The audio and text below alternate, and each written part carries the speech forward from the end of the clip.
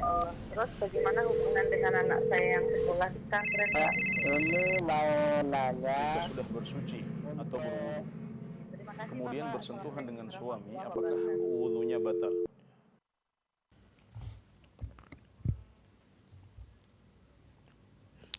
Bismillahirrahmanirrahim. Assalamualaikum warahmatullahi wabarakatuh.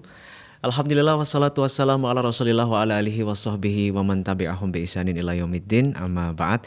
Ahlan wa sahlan wa marhaban bikum. Selamat berjumpa kembali pemirsa dan juga pendengar Fatwa TV dimanapun Anda semuanya berada. Senang sekali kita kembali dipertemukan oleh Allah Subhanahu wa Ta'ala dalam program live interaktif kali ini dengan tema fikih ibadah yang diampu oleh guru kita Al-Ustadz Dr. Al-Ustadz Anas Burhanuddin MA Hafizahullah Ta'ala. Beliau merupakan salah seorang anggota Dewan Fatwa Perhimpunan Al-Irsyad dan kali ini beliau telah hadir bersama kita di studio Fatwa TV Jember. Kita akan sapa beliau terlebih dahulu. Assalamualaikum Ustaz Anas. Waalaikumsalam warahmatullahi wabarakatuh. Masya Allah, gimana kabarnya Ustaz? Alhamdulillah saya sehat, semoga Mas Nizar juga sehat dan kita doakan kebaikan untuk para pendengar dan pemirsa kita di seluruh dunia. Amin. Insyaallah. Jazakallahu khairan Ustaz Oh, iya. atas waktu antum di kesempatan kali ini. Kita juga tentunya mendoakan kebaikan untuk kaum muslimin dimanapun berada yang menyimak program kami di kesempatan kali ini.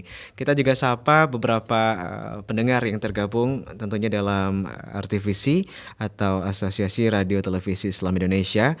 Di antaranya turut bergabung Radio Binbas Yogyakarta, Radio Sahabat Tegal, Radio MDFM Probolinggo, Radio Amuba Pangkal Pinang, Radio Sago FM Sumatera Barat, Radio Gema FM Bontang, Radio Al Hikmah Banyuwangi, Radio Albina AM Bekasi, Radio Tuah FM Riau, dan juga Radio Dai Tengaran. Kita juga undang pemirsa dan juga pendengar yang ingin bertanya secara langsung kepada pemateri kita di kesempatan kali ini. Silakan line telepon kami buka di 0331 544 6087 dan pastikan sebelum Anda bergabung untuk mengecilkan atau mungkin mematikan sementara volume radio atau televisi Anda. Pertanyaan via website juga kita buka, pemirsa dan juga pendengar silakan kirimkan pertanyaan Anda melalui www.dewanfatwa.com. Baik, sebelum kita bacakan pertanyaan yang sudah masuk ke meja redaksi kami, kita akan persilahkan untuk menyampaikan satu materi pembuka di kesempatan kali ini. Fadhal Ustaz. Bismillahirrahmanirrahim. Para pemirsa yang dirahmati Allah Subhanahu wa taala, Abu Sulaiman Ad-Dawrani rahimahullah taala pernah mengatakan, "Wa ahlu ta'ati fi ta'atihim aladh min ahli al-ma'siyati fi ma'siyatihim." Para pelaku ketaatan mendapatkan kelezatan yang lebih besar daripada kelezatan yang dirasakan oleh para pelaku maksiat. Ya, beliau menjelaskan bahwasanya ibadah kepada Allah Subhanahu wa taala dan ketaatan kepadanya memberikan rasa manis, memberikan buah manis berupa kelezatan yang bisa kita rasakan saat kita masih di dunia.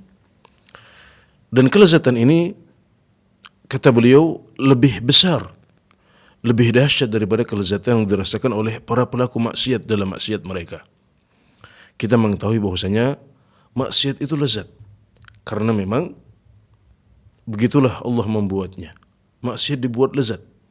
Jalan menuju neraka itu penuh dengan kelezatan-kelezatan.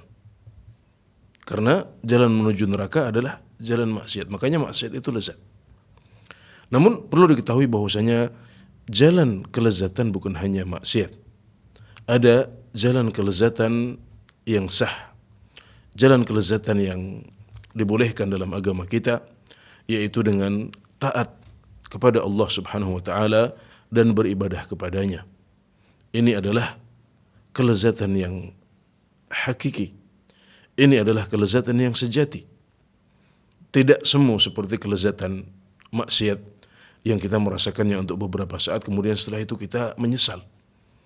Kita dikejar-kejar bayangan, rasa takut karena maksiat yang sudah kita lakukan, karena di saat yang sama kita meyakini bahwasanya maksiat itu ada konsekuensinya di dunia maupun di akhirat. Maka kalau kita ingin merasakan kenikmatan dunia, hendaknya kita mengambil jalan kelezatan yang halal, yang tidak kalah dengan kelezatan maksiat, yaitu dengan memperbanyak ibadah dan ketaatan kita kepada Allah Subhanahu wa taala, dan itu bisa kita rasakan saat kita sholat, menghadiri majelis ta'lim, membaca Al-Quran, membaca zikir, kita bisa merasakan kelezatan itu. Nah, itulah yang dimaksudkan oleh Abu Sulaiman Ad-Dawrani rahimahullahu taala, dan merupakan surga dunia sebelum nanti kita merasakan surga di akhirat insyaallah. Jadi demikian sebagai nasihat pembuka untuk kesempatan sore hari ini. Baik Ustadz, kita sampaikan terima kasih jazakallahu khairan Ustadz atas satu nasihat pembuka. Ini satu reminder atau pengingat yang luar biasa sekali untuk kita. Jadi memang Allah menciptakan jalan kelezatan untuk berbuat maksiat Ustadz ya. Termasuk Ya, betul. godaan Dan setan, kita Ustadz. merasakan, kita berdasarkan pengalaman kita, karena setiap orang pasti pernah berbuat maksiat. Maksiat itu memang lezat-lezat. Ya. Maksiat itu lezat-lezat, dan dalam sebuah hadis sahih disebutkan wa huffatin naru bisyahawat, dan neraka itu dikelilingi oleh hal-hal yang memenuhi syahwat. Artinya jalan menuju ke sana itu memang menyenangkan sekali. lezat-lezat. Mungkin sebagai ambil contoh saja ya, zina, ya, khamar itu kan. Kalau kita tanya orang-orang yang pernah melakukannya, itu lezat. Bahkan makan daging babi itu konon lezat sekali, daging yang sangat lezat. Tapi kita di dunia ini seperti di penjara ya. Seorang mukmin itu laksana sedang di penjara, dunia ini adalah penjara untuk dia, dan pada saat yang sama surga adalah dunia adalah surga bagi orang-orang kafir. Maka kita harus menyadari posisi itu, kita sedang berada di penjara dunia ya. Kita ada banyak pantangan, yang nggak boleh ini, nggak boleh itu, nggak boleh ini, nggak boleh itu. Tapi kebahagiaan itu tidak hanya terbatas di sana, di kenikmatan-kenikmatan itu. Kita bisa meraih kebahagiaan, kita bisa mendapatkan kelezatan yang bahkan lebih besar daripada kelezatan yang dirasakan oleh para pelaku maksiat itu, di mana yaitu di ketaatan kita kepada Allah Subhanahu wa taala berupa ketenangan batin, kedamaian jiwa, yang itu adalah kebahagiaan yang sejati sebenarnya. Nah, Ustaz. Iya, kami juga pernah mendengar Ustaz, orang yang mungkin sudah melakukan maksiat berulang kali, dia sampai itu tidak merasakan kenikmatannya, tapi dia tidak bisa berhenti Ustaz. Ini apakah disebabkan karena dosanya atau lingkungannya? Dia sudah tidak merasakan nikmat lagi. Kenikmatan tersebut, tapi dia tidak bisa berhenti dari perbuatan maksiat itu. Iya. Iya, jadi memang kalau dia tidak merasakan maksiat lagi ya, mungkin tidak sepenuhnya seperti itu, tapi mungkin ya, kelezatannya tidak sama seperti pas awal-awal. Mungkin dia masih ada kelezatan pasti, karena sensasinya berbeda. Iya, karena itu yang membuat dia terus datang gitu. Jadi kenikmatan masih ada, mungkin berkurang ya. Saya rasa mungkin berkurang dari kenikmatan yang awal-awal, dan apa yang dirasakan adalah merupakan hukuman dari Allah Subhanahu wa taala, karena sebagaimana kebaikan itu mengajak kepada kebaikan yang lain, maka maksiat itu mengajak kepada maksiat yang lain. Bahkan maksiat yang satu bisa mengajak kepada maksiat yang sama ya. Jadi minum khamar lagi, minum khamar lagi. Ya, seperti itu. Dan buruknya apabila mungkin ini sampai dicontoh orang lain Ustaz, apakah dapat jariah dosanya juga Ustaz? Dan kalau orang terinspirasi dari situ kan, sekarang ini zaman kita banyak orang-orang yang mengumbar maksiat ya. Sehingga tanpa dia sadari orang terinspirasi karena meniru gitu. Sebagaimana kalau orang terinspirasi karena kebaikan, maka yang menginspirasi mendapatkan pahala, maka orang yang menginspirasi dosa dan maksiat juga mendapatkan jariah dosa, mendapatkan jariah dosa. Na'udzubillah min dzalik. Maka ini adalah renungan yang perlu kita lakukan, karena di zaman kita satu klik satu video yang kita posting itu sudah nggak terbatas di satu kampung lagi, tapi sudah kita nggak akan bisa tahan, dia akan menyebar ke seluruh penjuru, maka berarti peluang jariah dosanya juga semakin besar. Na'udzubillah min dzalik. Baik, pemirsa dan juga pendengar, semoga Allah jauhkan kita dari perbuatan maksiat seperti ini, dan semoga Allah jaga keluarga dan juga kaum muslimin dimanapun berada. Taib, kita sekali lagi akan undang Anda yang ingin bertanya secara langsung kepada Ustadz Anas. Silakan, jalur telepon kita buka di 0331 kode area kota Jember 0331 544 6087.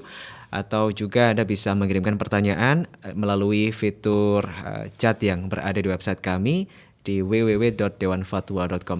Tapi Ustadz, kita sudah ada beberapa pertanyaan dan kita akan bacakan satu persatu, Ustadz. Yang pertama dari saudara Muhammad Rezal di Kabupaten Tasikmalaya, Jawa Barat. Ustadz, Assalamualaikum.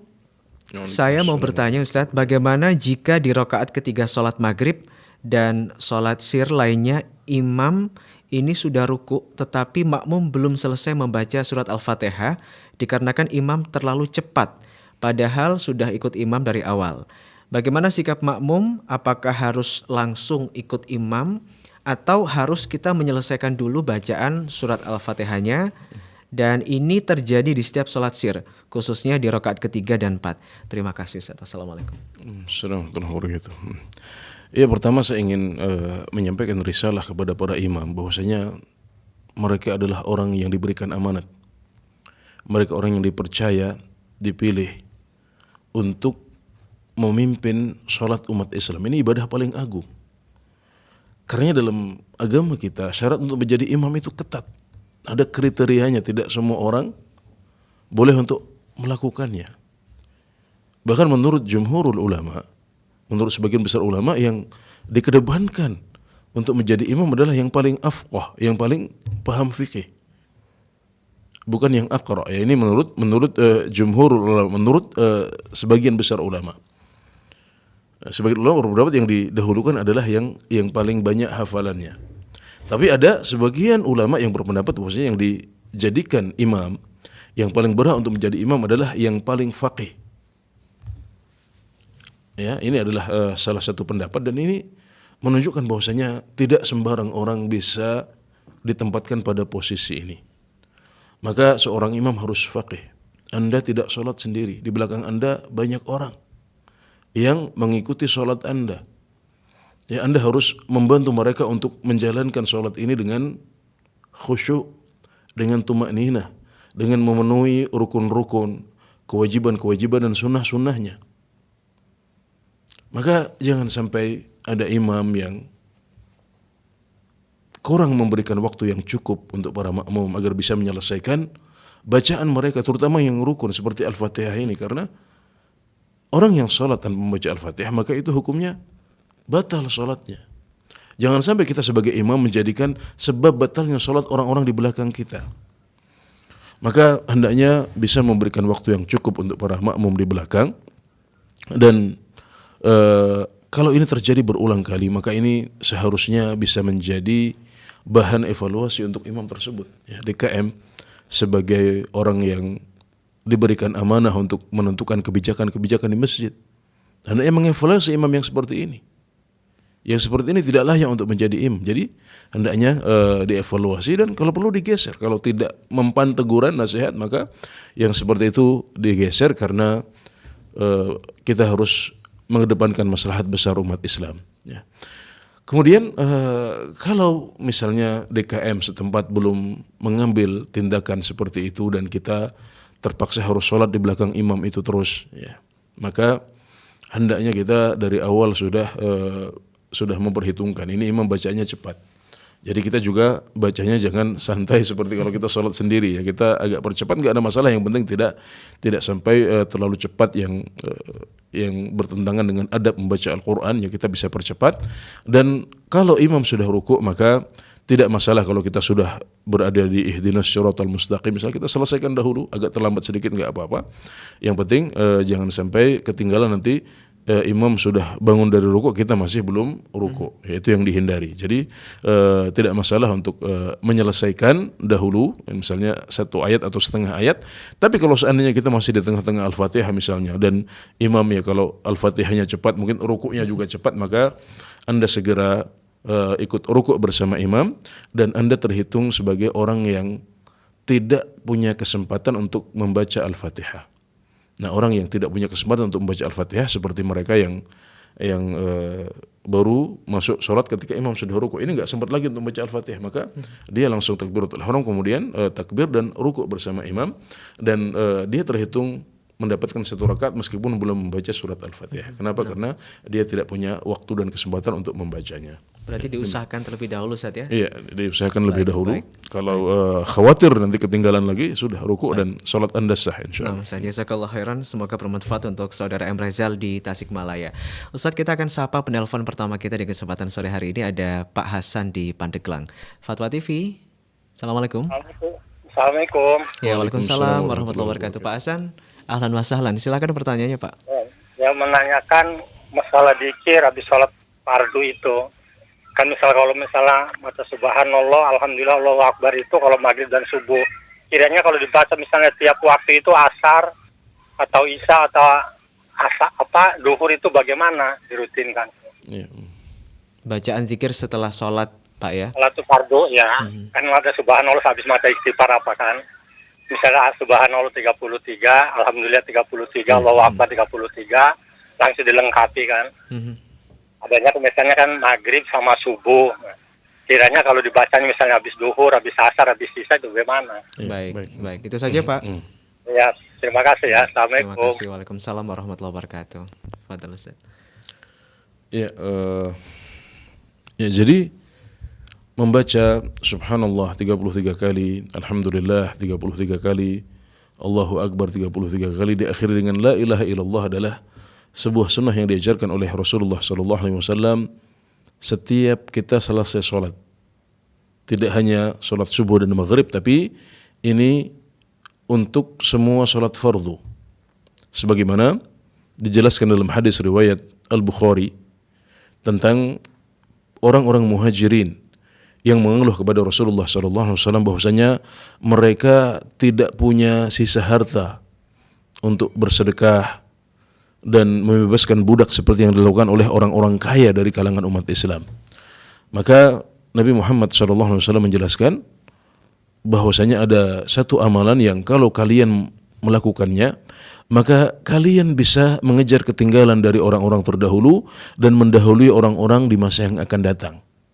Kemudian beliau jelaskan bahwasanya amalan tersebut adalah membaca subhanallah, alhamdulillah dan Allahu akbar 33 kali dubura kulli shalah, ya, setelah setiap salat fardu. Jadi ini adalah sunnah yang diajarkan beliau untuk semua salat fardu dan tidak khusus maghrib dan isya saja. Namun paket bacaannya tidak selalu seperti ini, tidak 33 diakhiri dengan la ilaha illallah satu kali sehingga menjadi 100, tapi ada juga beberapa variasi lain yang diajarkan oleh Rasulullah SAW, di antaranya membaca subhanallah 33 kali, alhamdulillah 33 kali, Allahu akbar 34 kali. Juga beliau mengajarkan di hadis yang sahih yang lain subhanallah 25 kali, alhamdulillah 50 kali, Allahu akbar subhanallah 25 kali, alhamdulillah 25 kali, Allahu akbar 25 kali, dan la ilaha illallah juga 25 kali. Kemudian yang keempat juga adalah variasi yang lain, yaitu subhanallah 10 kali, alhamdulillah 10 kali, Allahu akbar 10 kali. Ini semuanya sahih dari Rasulullah SAW dan kita boleh untuk memvariasi sesuai dengan kondisi kita masing-masing. Saat kita sedang santai misalnya, kita bisa mengambil paket yang ketiga tadi, yang 25. Tapi saat kita sedang buru-buru misalnya, kita bisa mengambil paket yang 10. Ini semuanya sahih dari Rasulullah SAW. Walhamdulillah. Jadi tidak ada kekhususan ini untuk sholat subuh dan asar gitu saja. Tidak ada kekhususan seperti itu. Baik, ya. Semoga bermanfaat untuk Pak Hasan di Pandeglang. Baik Ustadz, kita akan sapa penelpon kedua kita dari Sulawesi Barat, ada Ibu Elvi. Fatwa TV, Assalamualaikum. Ya, Fatwa TV, Assalamualaikum. Silakan Ibu Elvi. Ya. Halo, Ibu Elvi. Ya, halo. Ya, Bu Elvi, silakan pertanyaannya. Assalamualaikum. Waalaikumsalam warahmatullahi wabarakatuh. Yang Anda mau tanyakan Ustaz, ini bagaimana hukumnya apabila suami Ana mencari masjid di masjid yang sunnah, karena di depan masjid di depan rumah pelaksanaan di dalamnya itu tidak sesuai dengan syariat. Sedangkan yang kita tahu bahwa memakmurkan masjid itu masjid yang terdekat dari rumah. Baik. Terus yang kedua mungkin agak ini sedikit melenceng. Bagaimana hukumnya? Halo? Iya. Baik, silakan Ibu, masih kita tersambung. Ya. Yang kedua pertanyaannya bagaimana hukumnya apabila kita mengetahui kita membantu orang yang sedang memasak, tetapi kita tahu bahwa yang dimasak itu untuk acara maulidan. Itu gimana Ustaz hukumnya? Ibu membantu proses memasaknya untuk acara tersebut ya? Ya, sedangkan Anda tahu bahwa makanannya itu ditujukan untuk acara maulidan. Baik. Terima kasih Bu Elvi pertanyaannya. Assalamualaikum warahmatullahi wabarakatuh. Waalaikumsalam warahmatullahi wabarakatuh. Fadal Ustaz, ada 2 pertanyaan. Iya, jadi beribadah ya dengan cara yang sesuai dengan sunnah Rasulullah SAW adalah salah satu faktor yang bisa membuat ibadah kita termasuk sholat bernilai pahala besar di sisi Allah Subhanahu wa taala. Bahkan kalau kita menjalankan ibadah kita dengan menyelisih cara yang diajarkan oleh Rasulullah SAW, maka ibadah kita berpotensi ditolak oleh Allah Subhanahu wa taala. Maka mengejar keutamaan menjalankan ibadah sesuai dengan tuntunan Rasulullah SAW tanpa ditambah-tambahi, ini adalah sebuah maslahat syar'iyah, ya, sebuah maslahat dalam bidang agama yang harus kita kejar. Ya, dan boleh bagi orang yang misalnya melihat di masjid itu dia mendapatkan kekhusyuan, di masjid itu dia lebih nyaman karena ibadahnya terbatas pada apa yang telah diajarkan oleh Rasulullah SAW saja, atau bacaannya lebih panjang, tilawahnya lebih bagus yang mendukung dia untuk beribadah dengan lebih khusyuk, salat lebih khusyuk, maka dia tidak masalah untuk mengejar masjid itu meskipun tempatnya lebih jauh, dan dia juga mendapatkan pahala dari langkah jauh yang dia lakukan saat dia menuju masjid ini. Ya, adapun memakmurkan masjid yang di dekat rumah, maka cara satu-satunya tidak hanya dengan hadir sholat di situ. Ya, kalau kita masih tidak nyaman sholat di situ, kurang bisa khusyuk saat sholat di situ karena mungkin kadang-kadang ada gangguan suara-suara yang membuat kita tidak bisa sholat sunnah qobliyah dengan baik. Misalnya ini dikeluhkan oleh sebagian umat Islam. Maka tidak harus, karena yang pertama memakmurkan masjid tersebut bukan sebuah kewajiban. Kemudian yang kedua, cara memakmurkan masjidnya tidak harus dengan sholat di situ. Ya, tapi bisa kita sesekali sholat duha di situ saat orang sedang kosong. Bisa ikut iktikaf di situ. Bisa barangkali sholat duha ditambah dengan membaca Al-Quran dan berbagai macam cara yang bisa kita lakukan. Dan tentunya kita juga tetap harus berusaha untuk menjaga akhlak, ya, adab, bersikap ramah kepada masyarakat sekitar, ya, sambil kita menyampaikan, ya, sebisa kita sesuai dengan ilmu kita. Barangkali suatu saat masjid yang dekat juga bisa menjalankan ibadah, ya, dengan lebih sesuai dengan tuntunan dan ajaran dari Rasulullah SAW. Ada pertanyaan kedua tadi, Ustaz. Membantu tetangga. Oh ya, kalau kita meyakini suatu amalan sebagai bid'ah seperti yang disampaikan oleh ibu penanya, ya, dari Sulawesi Barat, ya, Bu Elvi, maka kita tidak boleh membantu orang untuk melaksanakan bid'ah itu. Karena firman Allah Subhanahu wa taala, "Wa ta'awanu 'alal birri wat taqwa wa la ta'awanu 'alal itsmi wal 'udwan." Dan bekerja samalah kalian dalam kebaikan dan takwa, dan jangan kalian bekerja sama dalam wa ta'awanu 'alal birri wat taqwa wa la ta'awanu 'alal itsmi wal 'udwan, dan jangan kalian bekerja sama dalam dosa dan maksiat kepada Allah Subhanahu wa taala. Ya, jadi itu terhitung sebagai menolong orang untuk berdosa. Karena bid'ah dalam agama kita adalah dosa. Jadi saat kita menolong sebuah upacara bid'ah atau kegiatan bid'ah, maka berarti kita sedang membantu orang untuk berdosa kepada Allah Subhanahu wa taala, dan itu ada hisabnya di hadapan Allah Subhanahu wa taala. Jadi cara untuk ramah dengan orang lain, ya, untuk baik kepada orang lain bukan hanya itu. Anda bisa datang lain kali, ya, untuk senyum, memberikan hadiah, ya, membantu dia saat sedang butuh. Tapi dalam rangka ibadah yang memang syar'i dicontohkan oleh Rasulullah SAW dan bukan merupakan upacara-upacara yang tidak dicontohkan oleh Rasulullah SAW. Ya, demikian. Semoga bisa dipahami dengan baik. Tapi ini perlu tetap disampaikan Ustadz ya ke tetangganya. Iya, perlu disampaikan, ya, sifatnya diskusi, disampaikan dengan baik. Siapa tahu ya suatu saat nasihat yang kita sampaikan itu bisa menjadi sebab hidayah. Baik, Ustadz. Semoga bermanfaat untuk Ibu Elvi di Sulawesi Barat. Kita sapa Ustadz penelpon ketiga kita dari Sumeneb, ya, Madura nih ya. Dari Bapak Khairi kita sapa. Fatwa TV, Assalamualaikum. Waalaikumsalam warahmatullahi. Baik, ahlan wa sahlan Pak Khairi. Ahlan bik. Baik, silakan pertanyaannya Pak Khairi. Assalamualaikum Mbak Ustaz. Waalaikumsalam warahmatullahi wabarakatuh. Nah, saya dari Semenat Al-Khairi. Baik, silakan Pak. Halo. Halo. Iya, halo. Masih tersambung Pak, silakan pertanyaannya. Saya mau bertanya tentang masalah sholat tahajud, juga ada sholat malam. Itu yang pertama. Apa bedanya antara sholat malam dan sholat tahajud? Itu yang pertama. Baik. Yang kedua, apa batas-batas yang dimaksud bid'ah gitu? Apa sebatas dalam segi ibadah atau dalam segi yang mubah-mubah itu apa juga disebut bid'ah juga?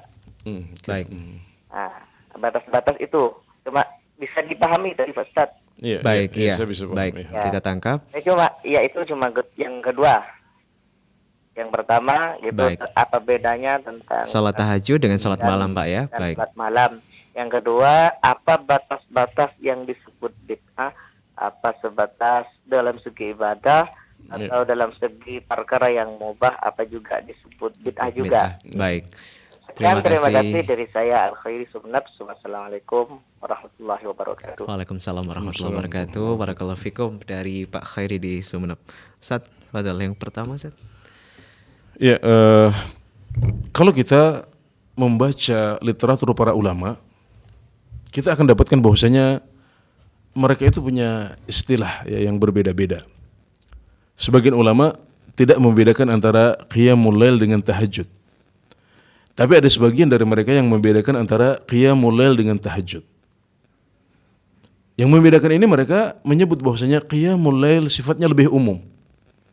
Semua salat yang dilakukan di waktu malam, maka itu adalah qiyamul lail. Tapi tahajud lebih khusus, karena tahajud adalah salat malam yang dilakukan setelah bangun tidur malam. Yaitu seperti firman Allah Subhanahu wa taala, "Wa minal laili fatahajjad bihi nafilatan lak." Ya, tahajud dalam ayat ini artinya adalah bangun sholat malam setelah kita menyempatkan tidur dahulu. Ya, ini adalah makna tahajud menurut sebagian ulama, dan perbedaannya dengan qiyamul lail. Jadi kalau kita mengerjakan sholat ba'diyah isya, itu adalah qiyamul lail dan bukan tahajud.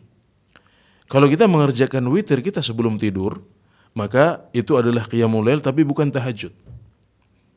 Nah, kalau kita melaksanakan sholat malam kita setelah kita tidur dahulu, misalnya kita tidur dari jam 9 sampai jam 1 atau jam 2 malam, kemudian kita bangun, maka itu disebut sebagai tahajud. Karena itu dilaksanakan setelah kita sempat tidur malam dahulu. Nah, ini adalah perbedaan antara qiyamul lail dengan tahajud menurut sebagian ulama. Namun sekali lagi ini bukanlah istilah yang disepakati oleh para ulama semuanya, karena sebagian ulama tidak membedakan antara tahajud dengan qiyamul lail, di mana mereka mengatakan qiyamul lail adalah tahajud dan tahajud adalah qiyamul lail. Kemudian yang kedua tentang batasan bid'ah. Ya, ini sudah dijelaskan oleh Rasulullah SAW dalam sabda beliau, hadis riwayat Aisyah, hadis riwayat Al-Bukhari dan Muslim dari Aisyah radhiyallahu anha yang bunyinya, "Man ahdatsa fi amrina hadza ma laysa minhu fahuwa rad. Man amila amalan laysa alaihi amruna fahuwa rad." Barang siapa yang menciptakan suatu perkara baru fi amrina, dalam urusan kami ini, yaitu dalam agama ini, menambahkan sesuatu yang bukan bagian darinya, maka itu akan ditolak. Kemudian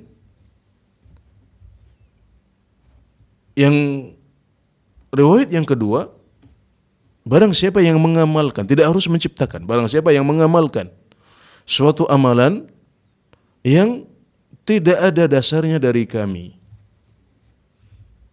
man amila amalan laisa alaihi amruna fahuwa rad, maka itu juga akan ditolak. Jadi bid'ah itu adalah sesuatu yang baru dalam urusan agama, baik berupa ibadah yang tidak pernah dicontohkan oleh Rasulullah SAW, seperti sahabat yang bernadar untuk puasa dalam keadaan berdiri di bawah matahari, diingkari oleh Rasulullah SAW. Diperintahkan silahkan teruskan puasanya, tapi dengan cara duduk dan berteduh. Beliau melarang, ya, puasa dengan cara berdiri di atas matahari dan tidak duduk, karena itu nggak pernah dicontohkan oleh Rasulullah SAW. Atau menjalankan sebuah ibadah yang dicontohkan oleh Rasulullah SAW, tapi caranya berbeda.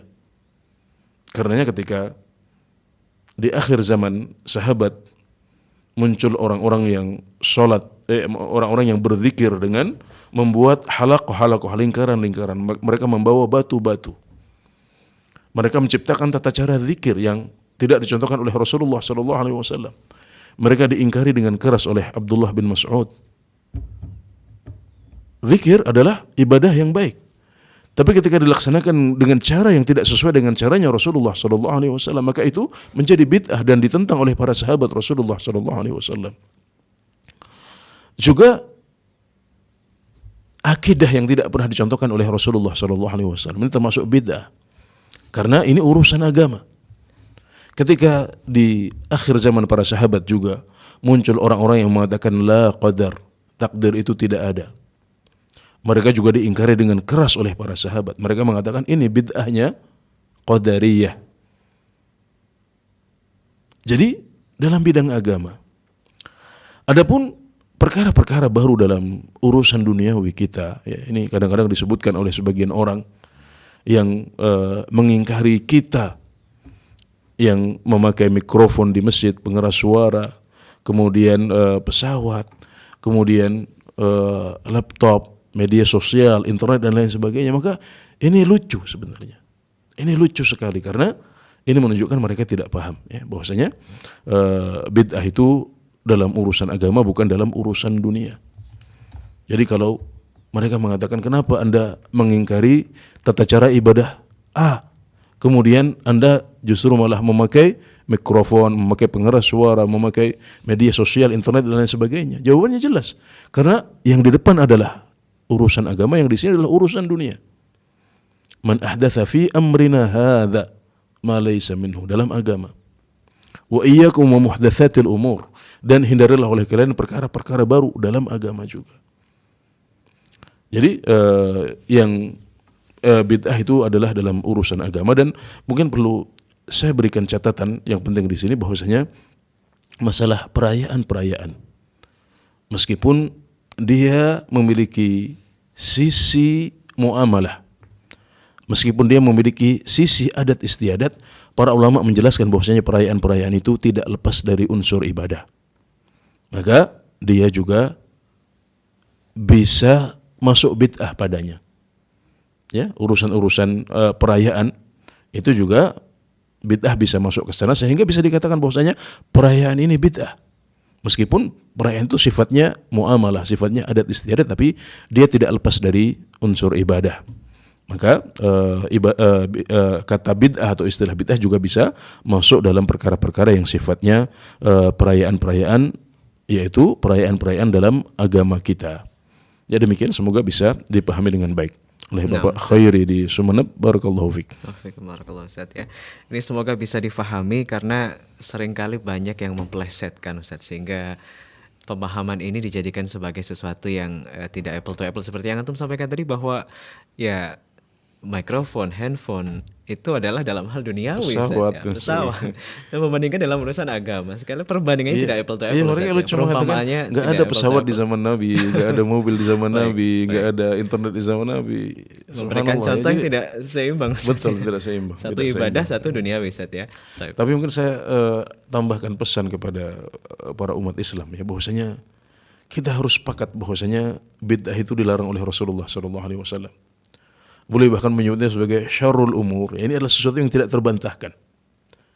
Nah, kita berharap kalau sampai bid'ah itu dilarang sedemikian rupa oleh Rasulullah SAW. Beliau mengatakan ini bisa membuat ibadah kita rusak dan ditolak. Ini adalah seburuk-buruk perkara. Kan berarti kan kita harus menghindarinya. Kemudian belajar, ayo maksudnya apa sih gitu. Bid'ah yang dahulu kalau kita sekarang mungkin ini sekarang udah banyak beda pendapat. Kembali ke hal-hal yang dahulu diingkari oleh Rasulullah SAW. Hal-hal yang dulu disebut bid'ah oleh para sahabat, oleh para tabi'in. Agar kita paham, ayo jangan alergi dengan belajar tentang bid'ah seluk-beluknya, karena ini adalah pembahasan yang besar dalam Islam. Sebagian besar sayangnya ya, sangat ironis sekali mereka menganggap pembahasan tentang bid'ah adalah tabu. Bahkan harus dihindari. Harus dihindari. Ya, bahkan subhanallah saya pernah mendengar ada masjid yang melarang orang membawakan kata bid'ah atau hadis tentang bid'ah. Padahal hadis itu yang selalu disampaikan oleh Rasulullah SAW dalam khutbah beliau. Baik. Amma ba'd, fa inna khairul hadithi kitabullah, wa khairul hadyi hadyu Muhammadin sallallahu alaihi wasallam, wa syarrul umuri muhdatsatuhah. Ini adalah sebuah hadis yang diulang-ulang oleh Rasulullah SAW dalam khutbah Jumat beliau. Nah, ironisnya ada sebagian umat Islam yang saking alergi dengan istilah bid'ah, mereka melarang jangan ada khotib yang membawa hadis ini di atas mimbar. Allahu Akbar. Kenapa bisa sedemikian rupa? Ini adalah sesuatu yang ya lucu juga sebenarnya, lucu juga dan sangat ironis ya, kita sampai ada muslim yang membenci apa yang biasa dilakukan oleh Rasulullah SAW. Kalau Anda mencintai beliau, maka Anda akan mengikuti beliau dan tidak melarang sesuatu yang setiap pekan disampaikan oleh Rasulullah SAW di atas mimbar beliau di Masjid Nabawi. Sekali lagi yang melarang bid'ah ini adalah Rasul Sallallahu Alaihi Wasallam sendiri, Ustaz ya. Iya, masalah bid'ah itu apa? Kemudian contoh-contohnya apa? Yang bukan bid'ah seperti apa? Ayo kita pelajari bersama. Yang penting kita sepakat dulu di depan bahwasanya ini adalah pembahasan yang biasa dilakukan oleh Rasulullah SAW dan kita nggak boleh alergi dengan istilah ini. Semoga memberikan pemahaman sekali lagi untuk umat muslim dan juga pemirsa dan juga pendengar dimanapun Anda semua berada, terutama untuk Pak Khairi di Sumeneb tadi ya. Kita sapa Ustadz penelpon berikutnya, sudah menanti di jalur telepon ada Pak Kadan di Cianjur. Fatwa TV, Assalamualaikum. Waalaikumsalam warahmatullahi wabarakatuh. Baik, terima kasih sudah menunggu Pak Kadan. Silakan pertanyaannya Pak. Ya, assalamualaikum Pak Ustadz. Waalaikumsalam warahmatullahi wabarakatuh. Ini lama menunggu Pak Kadan ini. Masya ya. Allah. Alhamdulillah, jazakallah khair atas kesabarannya Pak Kadan. Waalaikumsalam. Saya ingin bertanya tentang ini Ustaz, bermakmum kepada orang yang membaca Al-Fatihah itu menurut sepengetahuan saya itu kan keliru Ustaz. Contohnya Maliki Yaumidin itu Maliki Yaumidin, jadi setelah kapnya seolah-olah ada hamzahnya Ustaz. Sedangkan dia itu seorang Maliki gitu, ki gitu ya. Maliki Yaumidin gitu. Jadi kapnya itu seolah ada hamzahnya. Sedangkan dia itu seorang tokoh agama ya, alumni pesantren, ya sudah dijadikan rujukan oleh orang-orang di kampung saya Ustaz. Jadi saya ini tidak berani untuk menyampaikan kekeliruan saya Ustaz, kekeliruan dia. Kekeliruan beliau maksudnya ya. Ya, saya tanyakan itu Maliki Yaumidin itu jadi maknanya itu jadi seperti apa Ustaz? Jadi mohon dijelaskan apa maknanya dan bagaimana sikap saya itu tidak bisa menyampaikan kepada beliau karena saya ini bukan siapa-siapa Ustaz, kurang terlalu bisa berbicara Ustaz gitu. Jadi apakah saya memisahkan maksudnya sholat sendiri ataupun nanti setelah sholat berjamaah itu mengulang sendiri Ustaz. Ya, oke. Baik. Syukur Ustaz, jazakumullah khair. Assalamualaikum warahmatullahi wabarakatuh. Waalaikumsalam warahmatullahi wabarakatuh, Pak Kadan. Ya, kesalahan fatal yang bisa membuat bacaan Al-Fatihah kita tidak sah adalah lahan jali, ya, kesalahan yang gamblang jelas. Yang salah satu kriterianya adalah merubah makna. Misalnya yang dicontohkan oleh para ulama adalah dari iyyaka menjadi iyyaki misalnya. Nah, ini fatal karena iyyaki adalah dhamir, ya, atau kata ganti untuk wanita. Nah, maka yang seperti ini parah, ini merubah makna. Sedangkan kesalahan yang tidak fatal disebut sebagai lahan khafi, ya. Kesalahan yang samar, yang tidak semua orang tahu. Ya, ini adalah kesalahan yang seharusnya tidak terjadi pada para imam, karena sekali lagi imam itu syaratnya ketat dalam agama kita. Imam itu harus bagus bacaannya, harus banyak hafalannya, harus paham hukum-hukum sholat. Jadi syaratnya ketat. Maka yang dipilih adalah yang terbaik. Makanya hendaknya setiap masjid itu punya semacam majelis syuro atau DKM yang tugasnya adalah mengevaluasi. Imam itu jangan selalu yang paling sepuh, ini salah. Kriteria imam itu harus orang yang paling senior di masjid atau orang yang paling banyak haji umrohnya, ini nggak ada kriteria seperti itu. Bukan parameter, Ustaz, ya. Itu bukan parameter. Yang dijadikan parameter oleh Rasulullah SAW adalah ya ummul qauma aqra'uhum li kitabillah. Yang menjadi imam untuk suatu kaum adalah yang paling banyak hafalannya. Fa in kanu fil qira'ati sawa fa a'lamuhum bis sunnah. Kalau bacaan mereka sama, maka yang dikedepankan adalah yang paling mengetahui sunnah Rasulullah SAW. Kalau sama juga, yang lebih dahulu masuk Islam. Kalau sama juga, yang lebih dahulu hijrah. Nah, ini kriteria imam pada zaman Rasulullah SAW. Jadi syaratnya ketat. Ya, maka kalau ada orang yang sampai Al-Fatihah saja bacaannya salah, maka ini harus dievaluasi. Dan disayangkan juga, ya, ada di sebagian daerah yang tidak memperhatikan kriteria ini, sehingga yang menjadi imam adalah orang yang membangun masjidnya atau orang yang paling senior di situ, padahal ya bacaannya sudah tidak baik. Kemudian juga kalau disuruh khutbah juga tidak bisa khutbah dengan menarik. Ini membuat akhirnya salah satu dampak negatifnya adalah orang malas ke masjid. Berbeda dengan kalau yang menjadi imam itu adalah orang yang hafidh, bacaannya bagus, khutbahnya menarik, bisa memberikan ilmu baru kepada jamaah. Masjid kita seharusnya seperti itu. Maka para DKM hendaknya menjalankan tugas mereka. Ya. Bukan aib bagi seseorang kalau dia digeser nggak jadi imam lagi. Justru itu malah lebih ringan bagi Anda. Tanggung jawab Anda diringankan.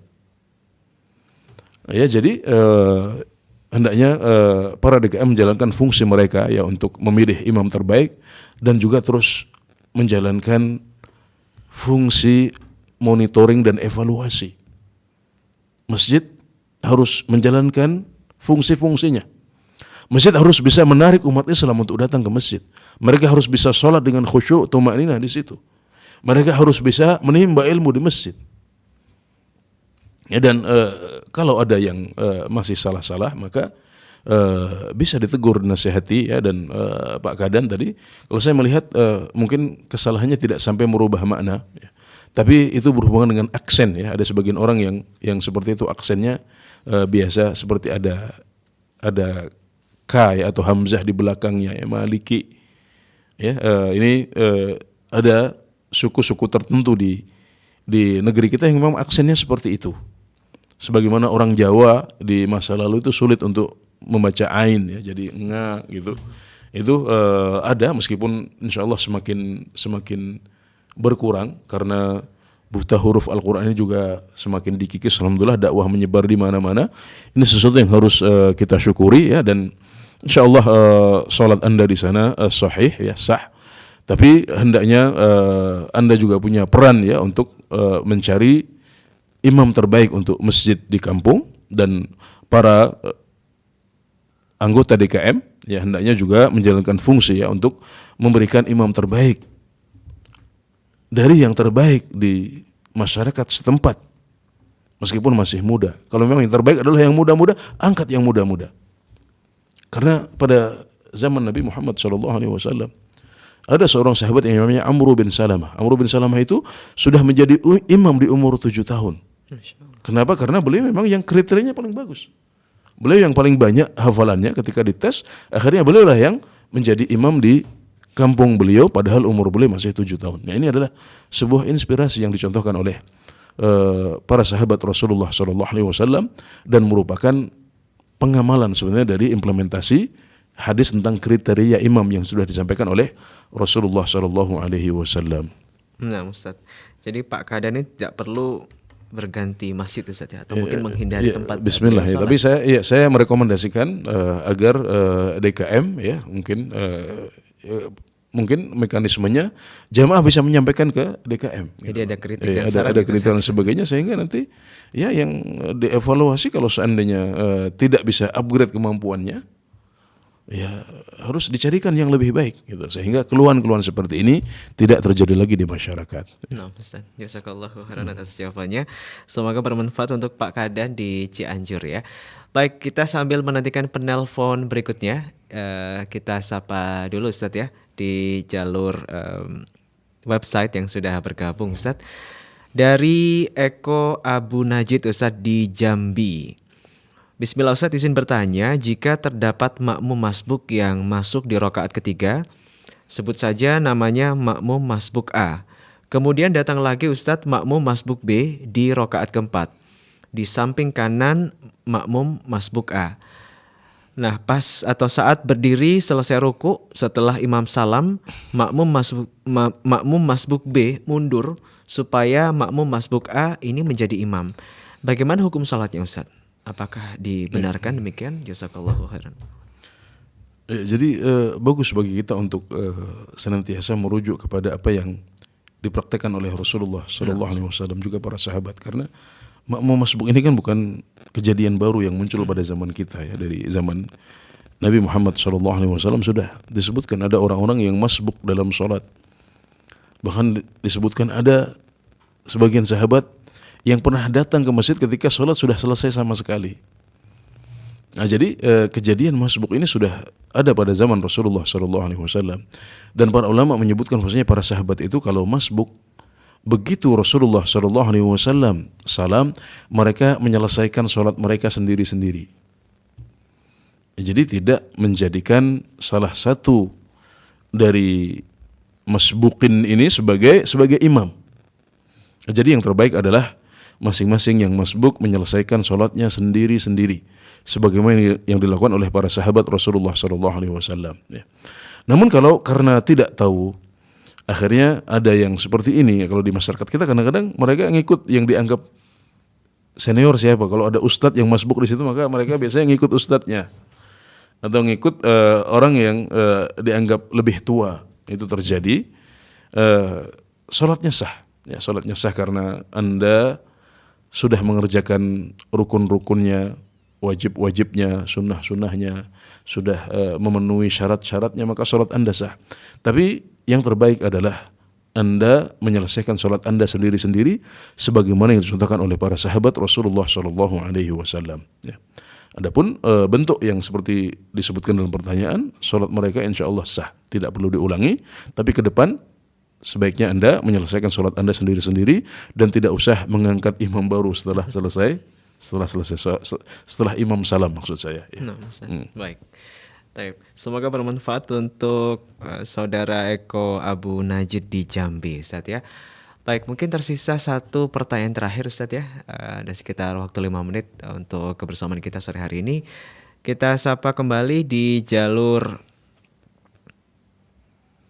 chat ya di www.dewanfatwa.com. Ustadz dari Hendra Adi Kusworo di Sumatera Selatan, tepatnya di Kabupaten Musirawas. Assalamualaikum Ustadz. Saya mau bertanya, adakah bacaan khusus saat penyembelihan hewan akikah? Dan akikah yang sesuai dengan sunnah, karena di tempat saya kalau akikah banyak sekali ritual-ritual yang saya tidak tahu apakah itu ada dalilnya atau tidak. Jazakallahu khairan Ustaz. Iya, menyembelih akikah ya, melakukan akikah atau menyembelih binatang akikah adalah sunnah Rasulullah sallallahu alaihi wasallam. Nabi Muhammad sallallahu alaihi wasallam bersabda, "Kullu ghulamin murtahanun bi aqiqatihi." Setiap bayi itu ya tergadaikan oleh aqiqahnya.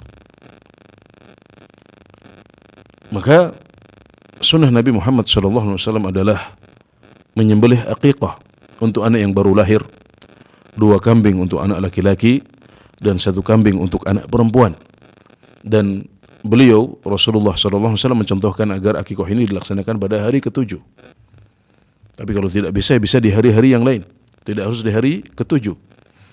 Bahkan Nabi Muhammad SAW mengakikahi diri beliau sendiri ketika beliau sudah dewasa, karena dahulu ayahanda dan ibunda beliau tidak mengakikahi beliau. Ini hadisnya hasan. Ya, jadi orang yang melaksanakan akikah berarti dia sudah menjalankan sunnah Rasulullah SAW. Dan akikah itu seperti sembelihan yang lain, disyaratkan yang pertama harus diniatkan karena Allah Subhanahu wa taala. Jadi dalam hati kita harus meniatkan bahwasanya akikah dan sembelihan ini semata-mata karena Allah Subhanahu wa taala. Fasholli li rabbika wanhar. Maka hendaklah engkau salat untuk Tuhanmu dan menyembelihlah juga karena Tuhanmu. Kemudian yang kedua, menyebutkan asma Allah. Ketika menyembelih, menyebutkan kata bismillah. Cukup bismillah saja Ustaz. Bismillah saja cukup. Jadi niat dalam hati karena Allah, kemudian disebutkan asma Allah itu bismillah. Ya, ini adalah sebuah kewajiban juga sebelum menyembelih akikah kita. Dan boleh juga untuk mengatakan bersama itu, misalnya hadhihi aqiqatu fulan, atau Allahumma hadhihi aqiqatu fulan, ya Allah ini adalah aqiqah anak saya si fulan. Karena saat menyembelih hadyu, Rasulullah sallallahu alaihi wasallam mengatakan, Allahumma hadha anni wa amman lam yudhahi min ummati. Ini bukan hadyu, tapi saat menyembelih korban boleh mengatakan, ya Allah ini adalah atas nama saya dan atas nama orang-orang yang belum menyembelih di antara umat saya. Jadi boleh atau bisa juga seorang yang akikah mengucapkan, ya Allah ini adalah akikah anakku si fulan. Tapi ini bukan sebuah kewajiban. Ya, ini boleh-boleh saja untuk menegaskan yang membedakan. Itu dengan bahasa Indonesia boleh Ustaz? Nggak ada masalah, karena ini kan sesuatu yang bukan ibadah mahdhah, tidak seperti zikir salat yang harus persis seperti yang diajarkan oleh Rasulullah sallallahu alaihi wasallam. Ya, ini sifatnya adalah untuk tamyiz, ya, untuk membedakan ini akikah siapa. Seperti itu saja. Jadi disebutkan apa? Ya ini saja. Jadi yang wajib yang harus ada adalah niat menyembelih karena Allah. Kemudian yang kedua, menyebutkan asma Allah Subhanahu wa taala. Ini wajib kalau kita ingat. Artinya kalau sudah karena Allah tapi lupa untuk bismillah, karena lupa, mungkin tergesa-gesa atau mungkin sedang panik dan sebagainya sehingga lupa bismillah, maka sembelihan tetap sah. Tapi kalau sengaja meninggalkan basmalah padahal enggak lupa, ya ini membuat sembelihan menjadi tidak sah. Adapun menyebutkan nama ini adalah akikah si fulan, maka ini bukan merupakan sebuah kewajiban, tapi boleh dilakukan. Ya, jadi kalau Anda sudah mengerjakan 2 yang pertama saja. Yang pertama adalah niat menyembelih karena Allah, yang kemudian Anda sudah menyebutkan basmalah atas sembelihan Anda atau akikah Anda ini, maka berarti akikah Anda sudah sah. Simpel, sederhana. Hanya seperti itu saja. Tidak ada ritual-ritual khusus. Tidak perlu ritual-ritual khusus. Ya memang nanti bersama akikah ini kan ada pemberian nama, kemudian ada tahnik, ya, memberikan makanan yang manis, ya, yang lembut, ya, seperti kurma misalnya yang sudah sudah dikunyah dahulu untuk si bayi, kemudian juga ada pemotongan rambut. Ini semuanya dicontohkan oleh Rasulullah SAW. Tapi yang berhubungan dengan penyembelihan, yang paling penting adalah menyembelih karena Allah, bukan karena yang lain. Kemudian yang kedua, menyebutkan asma Allah atas akikoh itu. Kemudian yang ketiga, boleh untuk mengucapkan, ya Allah, ini adalah akikoh anakku si fulan. Sudah cukup seperti itu saja.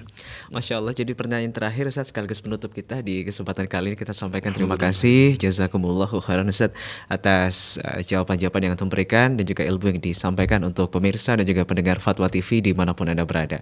Ya baik pemirsa dan juga pendengar, tuntas sudah kebersamaan kami di kesempatan live interaktif Fikih Ibadah kali ini. Anda bisa simak program-program live interaktif Fatwa TV dari hari Senin sampai dengan hari Jumat di waktu yang telah dijadwalkan. Informasi-informasi berkaitan dengan Dewan Fatwa dan juga Fatwa TV, Anda silakan tinggal akses di www.dewanfatwa.com. Jangan lupa juga untuk follow akun-akun sosial media kami di YouTube @fatwatvofficial, sementara di Facebook, Telegram, Instagram, dan juga Twitter Anda bisa akses di @dewanfatwa.pa. Akhirnya kami dan juga seluruh kerabat kerja yang bertugas pamit undur diri. Sampai berjumpa kembali insyaallah di kesempatan yang akan datang. Wassalamualaikum warahmatullahi wabarakatuh.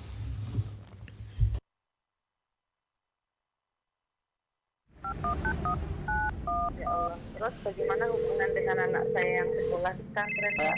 Ini mau nanya. Jika sudah bersuci atau berwudu, kemudian bersentuhan dengan suami, apakah wudunya batal?